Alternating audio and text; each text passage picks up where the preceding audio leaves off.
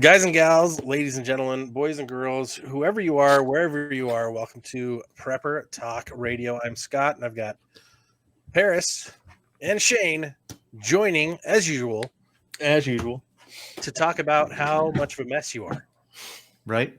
Right? We're talking about the garbage of us, of you, of they, of them, of whoever you're with, because in a survival situation, everyone's going to get stinky and disgusting, and hygiene's going to go out the window, and it's going to kill you guys unless you take care of it now. And as a reminder, this episode is brought to you by the good guys over at Prepper Talk Radio. Make sure you like, subscribe, follow, get on our YouTube channel, because we're going to do 1,000 follower giveaway here as soon as that happens. But you've also got to be in our Facebook group to be able to take advantage of that. So make sure you're doing both. Find us through the links down below. Join us, party with us, and stay clean, because this episode's all about hygiene.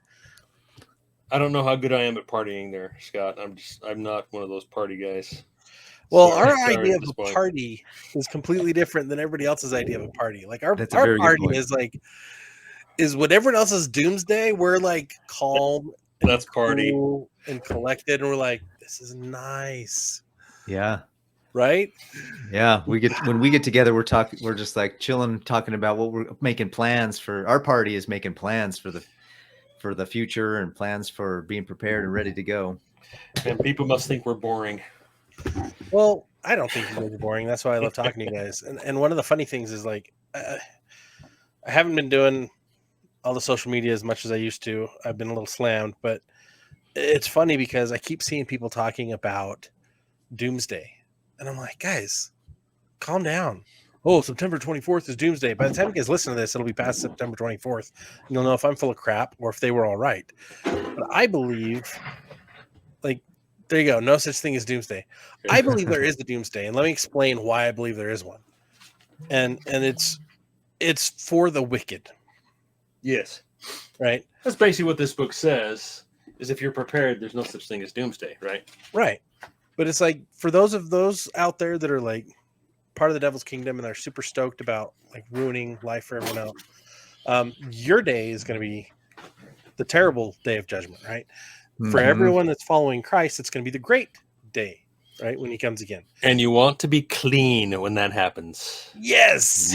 Not just spiritually, but physically also. So this episode, You're late. Hey, but at least I'm clean, right? Right. Here we go. So today, let's get clean. Let's get down and dirty in the business of clean.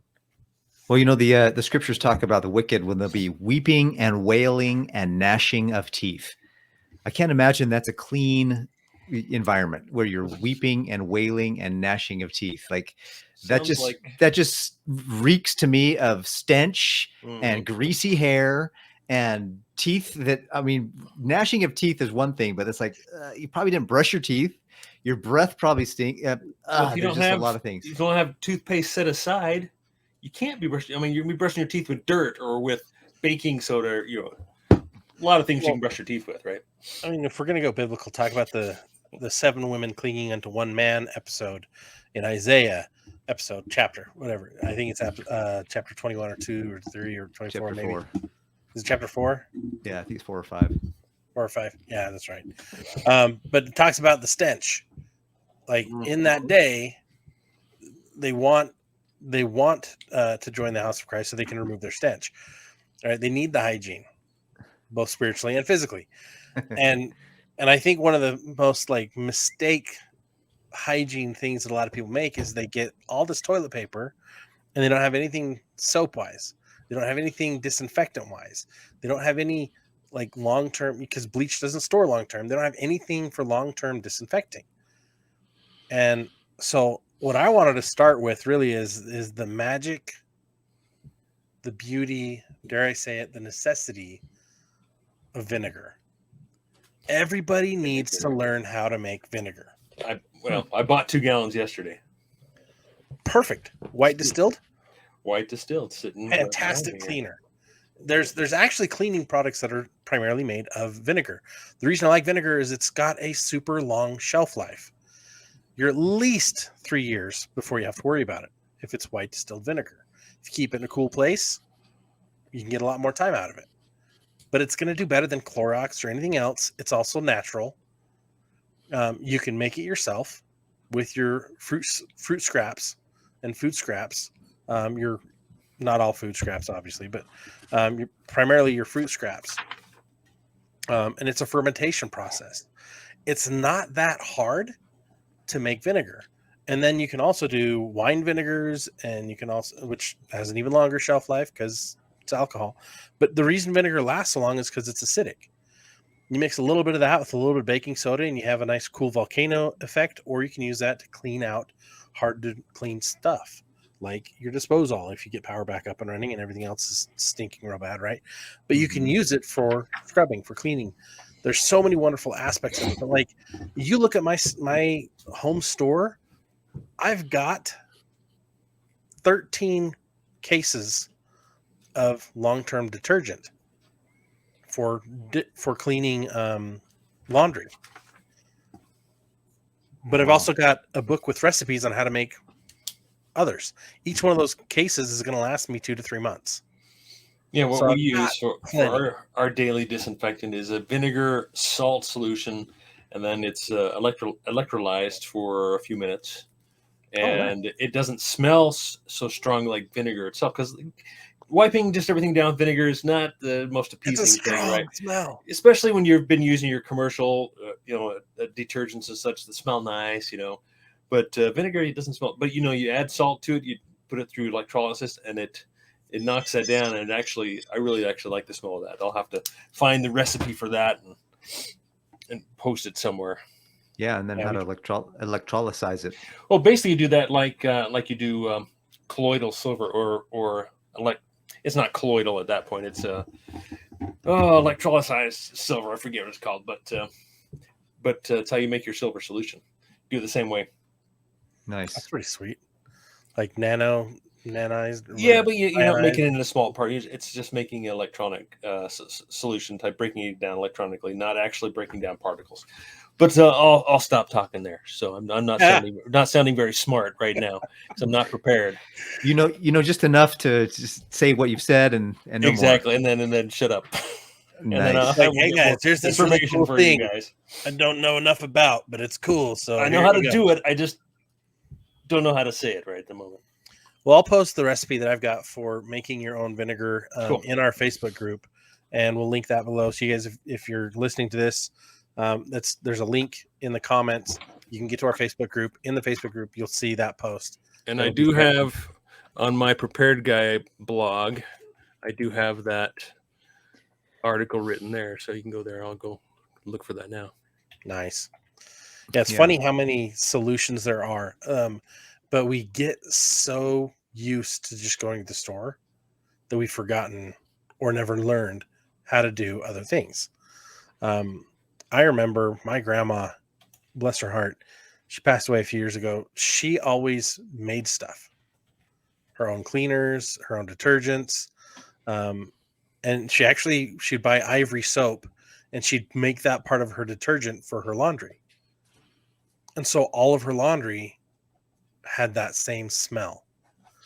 And Nice. Oh my gosh, every time I smell that, I think of grandma. Just remember. But she used this combination of that. She'd shave that down and put flakes in with her detergent, and there's borax and something else that she would kind of mix up these different things, and it was fantastic.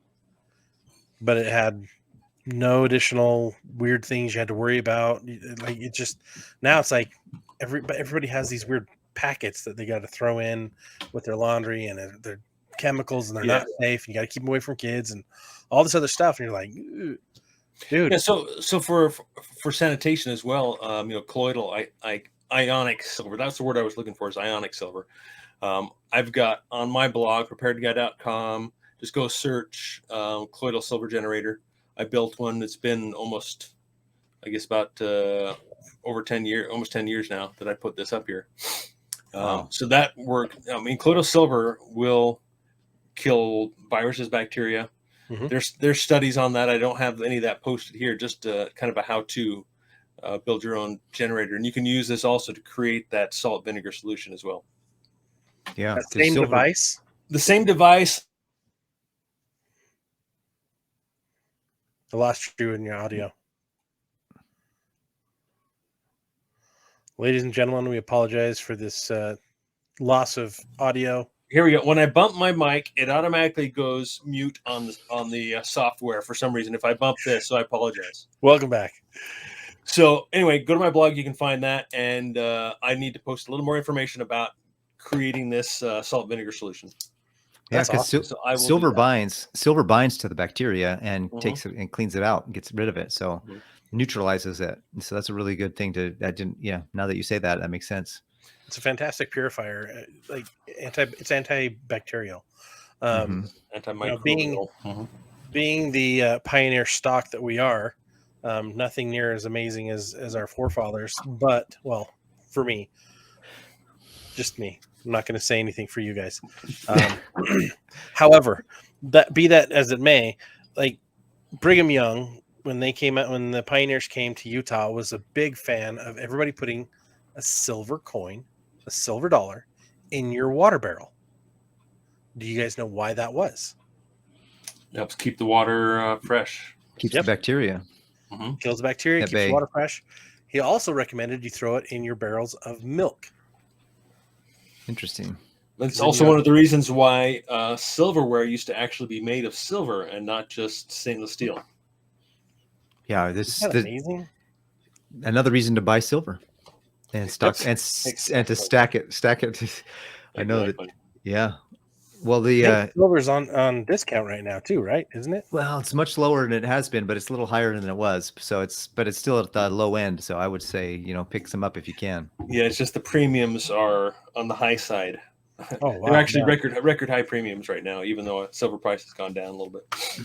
But it's still looking good, still holding up well, especially you got the dollar going up, and still silver and gold are still pretty much just still hanging out there instead of dropping down like you might expect with when the dollar goes up in value compared to other currencies. So That's just crazy. Getting Crazy. back to hygiene, a couple things that I have in my kit, even in my 72-hour kit, my 96-hour, my bug out bag, if you will. I have an extra toothbrush and some toothpaste that's in there, and I have those. A lot of times we want to, to conserve water. It's a good idea to have those body wipes, and they're wipes that you can wipe down to kind of clean. With a wipe you can just clean a specific area on your body that you don't need to clean your whole body all the time, but there's our specific areas that are prone to, Extra stinkiness. Yes, there we go. And so with a body wipe, you can clear those out, and it's like a shower with one wipe. So you get a package or two of those and stick it in your storage, and I think that's be a great idea. Yeah. A fun thing I did too is as I was looking for these like washing machines that you can get, like the ones where you pedal them, or the manual washing machines. I didn't get one of those, but I got one of those big silver buckets, like the back in the day with don't throw out the baby with the bathwater, one of those. And then I got one of those plunger things, and it's specifically designed for laundry to agitate the water, agitate the clothing. And so you just pour the water in, pour whatever soap we have, and then I can just manually agitate the water with that stick. It's got this little plunger looking thing. It's not actually a plunger, but it looks like one, and it helps to wash your clothes. I thought that was pretty cool, and I have that in my little storage area. Perfect. Yeah, I think we've got 3 or 4 of those. The beauty of those, if you haven't have you used it yet? No. So the old school way to do laundry is to use a scrubbing banjo. So is that one of those? Is that one of those things where you scrub up and down? Washboard, yeah. Washboard, yeah. I got one of those too. I do have one of those too. Oh, nice. But I think that's something that you do in addition or along with that plunger thing, right? Well, for me, I when I was on my mission in South America, that's how we washed our clothes. We in a wash basin. Oh, so you'd have just a big sink, and it was a built-in concrete wash basin. Let everything soak, and then just scrub it on the wash basin, scrub it together. That's how we would do it, and then just rinse it and hang it out to dry. Wow! Had to do that a good majority of my mission, so it was and they're good experience. They're pretty cheap. You can get them for like $20. And the portable clothes like agitator, the plunger looking one, for lack of a better term, those are like, I want to say $40. Let me pull them up. Yeah, Amazon's saying those are $39, and you can get the galvanized steel version of the washboards for about 19 to 20 bucks on Amazon as well as Walmart. So like have one of those, at least one of those solutions. Because the agitator is designed to agitate the water, and you can kind of agitate the clothes a little bit. And it works okay. We've used ours. But I will say that a washboard, even though it's a lot more labor intensive, get your clothes cleaner. Really? And it's because it pushes the soap and the water through your clothes. You're scrubbing a little differently. You're pushing more water through. Yeah. And your clothes get clean the more water's pushed through them. That's why you've got these big motors on your washing machines that's push such force to force the water through really hard. That's what gets the stuff clean. That and whatever detergent you're using. And of course, we're talking about methods to stay clean ourselves, to clean our clothes, to clean our homes, if there's a power outage or when there's power outage, if it might be temporary or extended or whatever. So these are just some things I wouldn't say put in practice, but we've set aside. We've got these preps to, if this ever were to happen, we couldn't use the washing machine or the dryer. So do you guys have a bunch of clothespins? You got string and all that set aside as well? I do have string set aside. We have clothespins. I think we need more. I need to get some of those clothespins. But we need to run the strings in the house as well. Wouldn't be hard for me to hang them, a nail, and it's up. But we've got there's retractable ones you can get, but those only give you about 10 feet of space to hang stuff, but it's like 3 lines over a 10-foot space, which is better than nothing. And they're retractable. And a lot of people will put those in their laundry closet and just stretch it across above your stuff. I remember as a kid, we were drying clothes outside in the winter in southern Idaho. Even when it's cold, they'll still dry. Things will still dry. It takes longer. But the nice thing is it's this crisp, fresh, clean clothes. It's not the same as like taking everything out of the dryer and laying in it and falling asleep at night because it's just the most comfortable, nice lavendery scented stuff. But it's better than nothing. And you're using solar power to dry your stuff, right? You're using your environment to dry your stuff. Some places that are super humid, things take forever to dry. So it's easier to do it in your home than it would be outside. But I still, living in Florida for the years I did, I still saw people hanging their laundry outside. And I was like, wow, that's impressive. In that humidity, huh? Yeah. When I lived there from 92 to 94 to 96. And they had that too there. They had, people putting stuff out. Yep. It's quite popular.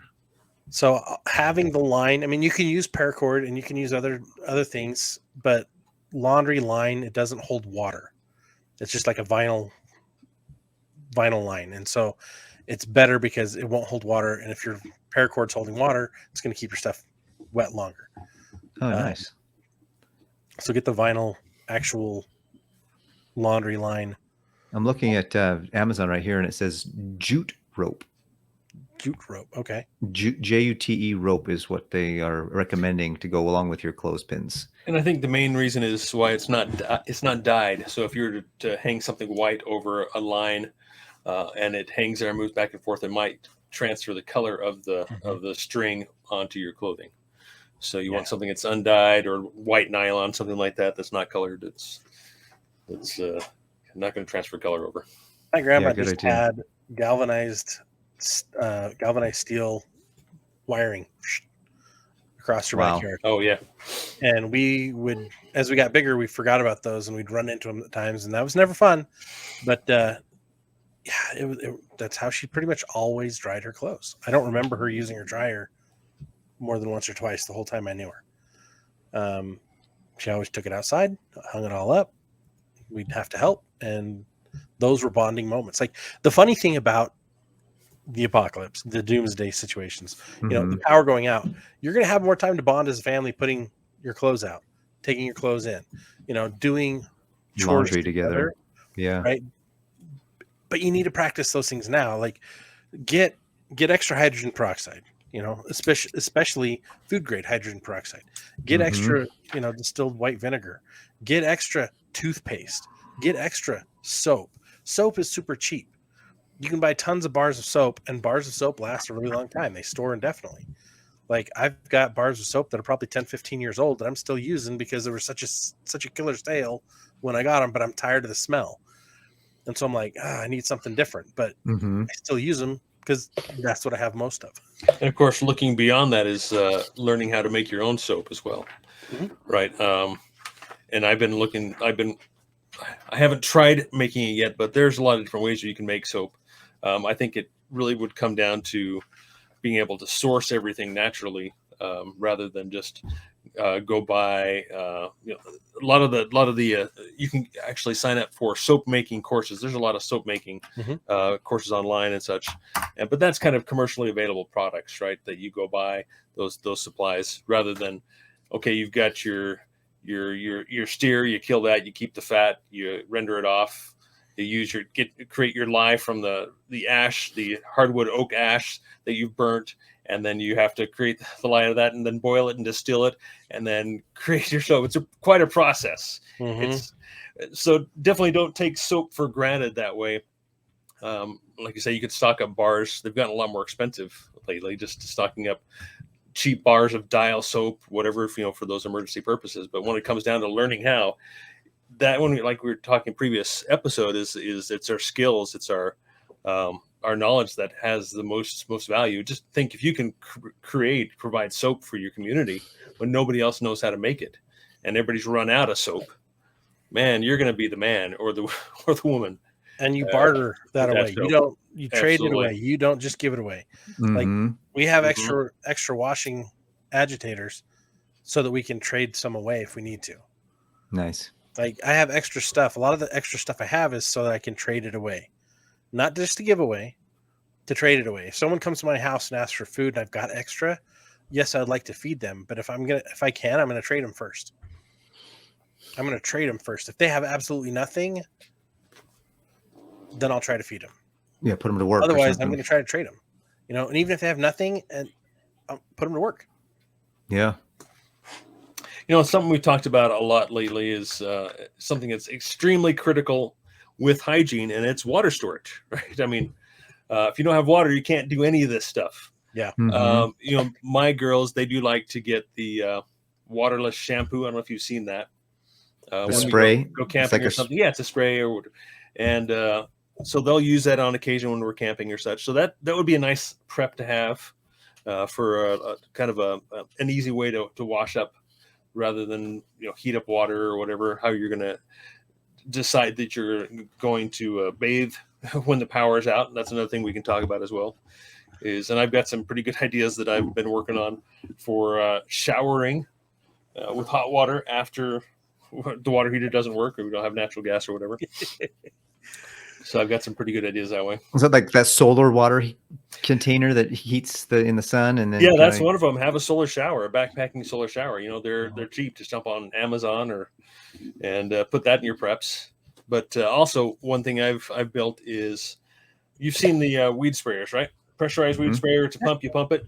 You buy a metal one, and you adapt the end of the sprayer to a shower head, and you can put your water in there and heat that directly over a fire, and then take that into your bathroom or wherever you're showering off, and shower off directly with that. There you go. It makes it nice and easy. And then stand in like a kiddie pool or your tub, so you can reuse that water for flushing the toilet or whatever. For the next person. That's brilliant. Or the next person. That's brilliant. Will. And then you just let that secondary water use for your garden. Yeah, don't let it go to waste. Or save it to flush your toilet or for your garden or whatever. What's funny is, like, I did the same thing with a plastic one and made it into a bidet. Yeah, absolutely. Yeah, that's true. I took the little wand and I got it. I warmed it up and curved it more, so I can just clean it off. And we've hooked up bidets to all our toilets, so that saves a ton on toilet paper. I haven't put it into use myself. I'm still stuck on the toilet paper at the moment, but I did hook up the hot water yesterday, so now I can. You have a warm wash. Yes, now I have warm wash instead of freezing cold water. Yeah, I'm not going to say last name. I think another. You remember Shane, do you remember the Jason with the big house on the hill? Or Jay? Oh yeah. Jay up on the hill. Yep. He always carries a portable bidet. Were you Spray there bottle, when spray he bottle. shared that? No, I didn't see that one. So he, like, in person, I was talking to him one time, and it's a portable bidet, and it's about this big, and it's pressurized. It's got batteries at the bottom, and you put a little water in it and warms it up as it's shooting out on you. He's like, I can't go to the bathroom anywhere without having this. So it's in his backpack. I'm like, what? Well, He goes, you my got butt's so soft. if you think the about toilet paper hurts. and like you were Wow. talking before, Scott, is have plenty of stool softener on hand for your emergencies, and as well as anti-diarrheal. Yep. Right, because who knows? When you get sick, or you're eating a different type of food, going to the bathroom may not be as fun. It might be as enjoyable. It'll be harder to clean up. It's and as you get older, you got to worry about other things as well, like what's the word I want to say here is Constipation. Well, no, Incontinence. Yes. That's all part of it, but as well as hemorrhoids, right? Okay. So, that's all everything that you got to plan for. I guess depending on your age, but who knows? But if you can have some of these niceties, man, it can make it so much easier on you in a stressful situation to. Yeah. Speaking of going to the bathroom, take care of this in particular. Speaking of going to the bathroom, I think there's a great, thing you could do with those 5-gallon buckets, and you could put a trash bag in there, and you could put like a nice. You can either get a seat. They have the seats that you can make, the pre-made seats that you can put on those 5-gallon buckets. Mm-hmm. But if you don't want to do those, you get one of those swimming noodles, and you can put it around there, make it a little softer for yourself, and you can sit right on that. And you can use the restroom, and then that bag, you just pick it up, wrap it up, tie it off, and you go take it and take care of it. And one of the things that I think is important to remember is that when you are creating, let's say that you are down, power's out, it's been out for a while, and you've got to now make the water's not flowing, and you've got to make these hygiene decisions about where to dispose of your waste. You want to be far away from your house. You want to be, you don't want to be super close, like right there. You want to be, I don't know how many feet or how many yards you should be away, but definitely, I remember the rule of thumb is next to water sources, you want to be at least 100 feet away from a water source so that you don't contaminate the water source. But even if you're not next to a water source, you want it to keep it out in the yard further away than, your house. And you probably want to bury it a couple feet deep so that you have that, you don't have to worry about it, stinking up the area once things come back to normal. And that's awfully hard to do when you have a townhome or a condo or just a small yard, right? So growing up, my grandma, same grandma that I pretty much always talk about, they had a toilet seat in the house that they'd run out all winter long every time they needed to go to the bathroom to sit on, because the outhouse was so cold. Southern Idaho, freezing temperatures, but it was 100 feet away from the house. So you can imagine a little kid in the middle of winter. Oh, I gotta go! It's the middle of the night, grabbing that, putting it in their coat, running out, trying to hold it against them to keep it warm in their little boots, waddling out through the snow in their nightgowns, in their night dresses, whatever, getting out there, setting it in place, and hurrying and sitting on it before the cold gets to it, so that they don't freeze to the decking. So the solution that I have for that is we have a small porta potty that we've taken camping. So our plan is to use that in the house and then have a place to dispose of it outside of the house when it's full, like an outhouse, just a hole. Is it like a composting one, or is it just No, it's not a composting. It's just a simple portable one. But yeah, composting one, that's on my list here as well. Composting, for like a cabin, or they typically can't handle a lot of volume like at our house with 6 people. But in an emergency, that would be a really good option. But they are quite expensive. Porta potties themselves are pretty cheap. Painless to stick in your storage room and pull it out for camping and when you need it. You just carry it outside. Have you seen those incinerator toilets? I have not. Those got to be expensive. Yeah, they've got to be. But you could save 2,000 gallons of water a year by incinerating your poo, your waste. They're not cheap. $6 grand, $2 grand, $1,500. I learned about these just the other day, and I was like, "What?" It's actually pretty cool because like it's generally stays pretty warm to sit on, That's but crazy. they're like $2,300. Wow. There are ones that are like $2,600, but basically, let me see if I can find the video on how it works. But basically, you do your duty, you push this little thing, and it's got these two flaps that drop the duty, and then once it closes, the fire hits it. So then you got to get out of the way quickly, right? Right, just keep your butt hairs out of the way because those things are going to get singed. But I see one here that's a biogas toilet, where it will harvest the gas, and you could that's flammable, and you can use that, store it, and use it for cooking or whatever. Kind of gross, but another important thing to remember on this issue is, especially if you've got a family with kids and little girls and boys, is to have some kind of privacy shield that you can have around your toilet if you're doing it outside. And they have those pop up. It's a poop up pod or whatever it's called, but it's a thing that you can cover that 5-gallon toilet or whatever the porta potty is to keep things private for privacy's sake for people too. So that's something I think that would be. So we've got two of those. One that's just a little toss open one. It's a big circle. You just throw it open and it stands up. You just stake in the corners. That's for the bathroom. We also have another one that actually is more rigid, that has extending telescoping poles that you can set up for the shower. It's strong enough to hold a shower inside of it. And both of them have no floors. So you can even put it over an open pit, right?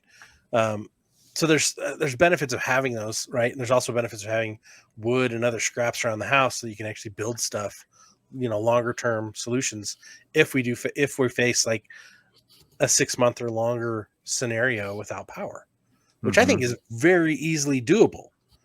Like those things when we do have the power, go bye, and you can't listen to our beautiful podcast anymore, like you're gonna have to figure out, okay, how do I do this stuff now? So for me, that leads me to the next question is, we're just finishing remodeling our bathroom, and so for a while we had a toilet but no sink. So if you're going outside and you have a porta potty and you don't have a sink there, how are you going to wash your hands? That's an important part of sanitation, is just keeping your hands clean, whether you're preparing food or whatever, touching things throughout the house the entire day and getting other people sick, right? So one thing that I know you and I have talked about before, Scott, is creating a sanitizing type solution. And we've talked about calcium hypochlorite before, pool shock, which is basically granulized chlorine. You can make your own chlorine solution and have your own hand sanitizing solution out by your bathroom into your kitchen, so where you can quickly and easily sanitize your hands. Or you can use baby wipes too. I mean, that's another way as well. Probably not as good as this method, but But how do you be careful with some of the hand sanitizers? The commercial hand sanitizers they're hard. They're a little more advertising than they are actual effectuating. So just be careful and get some quality stuff if you're going to have something that's going to be commercial that's been created. So, but it's definitely, you're right. That's a huge thing, because the last thing you need is to come out of the outhouse and you're rubbing your eyes, or you're doing something with your face and you got pink eye, or you got some other issue, you got strep throat or some other thing, and now you've got to deal with a disease. And if you do have that problem, hopefully you've got a Jase case on hand that you can take care of your antibiotics if you do get that, which is a part of after. If you don't have good hygiene, you'll need to have things to clean it up with. But you definitely need to have something. I have in my storage, I have a lot of soap, hand sanitizer stuff, shampoos, and speaking of shampoos, I think that isn't vinegar and baking soda a way to wash your hair, even if you don't have like an official shampoo. I think I remember hearing something about how vinegar is also a good way to wash your hair. And I don't know who came up with this, but I just remember reading a story about why we brush our teeth every day. And that's actually a relatively new phenomenon in terms of the history of humankind. It's actually only been around for maybe 100 years. And so what did people do before that?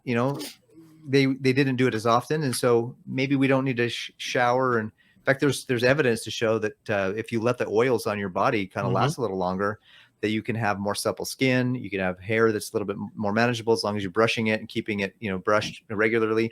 So maybe washing our hair and washing our body on too regular of a basis is something that's more of a habit. Well, and it's than it is absolutely actual true necessity. that it does kill good bacteria on your skin as well. I think it's a cause for a lot of acne as well. Having residue on your skin instead of and then using too much many lotions and creams and all those types of things. The lotions and creams. Well, it's funny because And, like the whole beauty industry is like, you got to use all this stuff, and it's like all poison, and then you got to remove it with another type of poison, and then you got to use all the stuff to rehydrate and fix your skin so that you can repeat everything again the next day. Kill it, heal it, kill it, heal it, kill it, heal it. Like, what? There's been a lot of things going around over the years where I only wash my hair once a month, right? I never wash my jeans. I just stick them in the freezer, right? Because they want a certain look to their jeans. So I think you're absolutely right. We don't have, other than maybe keeping your hands clean and sanitized, right? We don't have to be so obsessive about being squeaky clean and getting the oil off our face and having perfectly clean hair. And maybe it's okay to stink a little bit too, because it keeps the bugs away, right? That's a good point. Never worked for me. When I go camping, I'm like the number one person of choice for all the bugs. I don't know what it is about me, but I have noticed, like, as I've tried to change my diet, like my personal brand of stink is changing. It doesn't get as bad as fast. When I was eating more processed foods all the time, I think I needed to shower more often. As I started eating more nutritious, I don't feel like I'm like, I don't stink like I normally do. Or when I sweat, it's totally better smell. I'm like, oh, sweet, this isn't so bad. Yeah, and here's another aspect that you reminded me of is that if you are well prepared and everybody else around you is stinky and dirty and you're nice and clean and you smell good, they're gonna wonder, he's got stuff. He's got some soap. Because he's look how clean. Look how his teeth are all nice and clean, and his hair is. There's something to be said about being a little messy and dirty, blending in for your operational security, right? So maybe we're making a little bit too much of this sanitation thing, right? Plus, but I think the big thing is like going back to keeping things sanitized that need to stay sanitized. Like whenever you're handling meat and things like that, after you're done, you've got to clean the station. You've got to either use, vinegar or a bleach solution. Same thing with like your bathrooms. Deep clean those things every once in a while. You're going to have to, right? And then there's just your basic soaps and things to keep clean and your toothbrush and toothpaste. Like I've probably got 15 tubes of toothpaste in this bin right over here. And I probably got another 20 to 30 in the other bin, that's the kids stuff. And it's like, I need to start restocking some of those, but I'm like, yeah, it's not expensive to just cover the bases. Right. Yeah. And definitely keeping your house clean is going to be, I know when my house, we don't clean it for a week and it starts to build up and gets dirty very quickly, with 6 of us there. And I imagine more will pile in. As the kids need to come home or something for an emergency. But hopefully with that many people, we can all share the load and try and keep the place clean and just have the essentials you need, like you say, at least for vinegar to help sanitize and keep the place clean. And I think that really helps a lot of morale as well, right? To have clean clothes and have a clean home when things are crappy outside. Well, I was just going to mention that. I think that's a great point, and that's probably a really good point to end on. But the psychology of being clean and staying clean is going to help. There's one of the biggest problems most people have in survival situations is their mental toughness. And when you feel clean, you feel good, you're going to do good, you're going to be good. It's easier to kind of be that, especially if it's something that's more akin to what you're normally, or what's normal for you, or what you're accustomed to. The more grimy you are, and as opposed to what you were normally used to, probably the worse you're going to feel, that you're just going to give up easier. You're just not going to have that. So I totally agree that morale and that psychological benefit of having and being and staying clean is going to go a long way, and it's going to really help. Absolutely. Well, guys, that's going to wrap it up for the show. As a reminder, make sure you're following us on YouTube and you're in our Facebook group, because we're giving away a $250 valued Jase case. It's all the antibiotics that you should have on hand, so that if you can't get to a doctor, you can at least have the medicine you need. If you have ideas on other things that we need to make sure we're covering, or if you have, even if you have like a link to another video that explains hygiene in a better way, or recipes, be sure to post that in the comments below so that everyone else can learn from each other. That's the benefit of this podcast. It's here to help everybody get better. And if you want to help support the show, man, click the links on our website, preppertalkradio.com, and buy the products that we recommend. One of those, Jase Medical. It's one of our favorites. Use the code PrepperTalk. You'll get to save $10 on it when you order your case. And they go through a medical professional system to get you the right antibiotics. I have different antibiotics than some of the other people because I have allergies to certain ones. Mm-hmm. So it's specific to you. Check it out. Make sure you're following us on YouTube. Hit that subscribe button. Make sure you join our Facebook group, Emergency Prep and Self-Reliance. And of course, follow us on all of our socials. We love interacting with you guys. We get so many good comments and content from you guys that we can then share with the rest of the audience. So until next time, stay ready, be ready, and focus on being ready-minded all the time.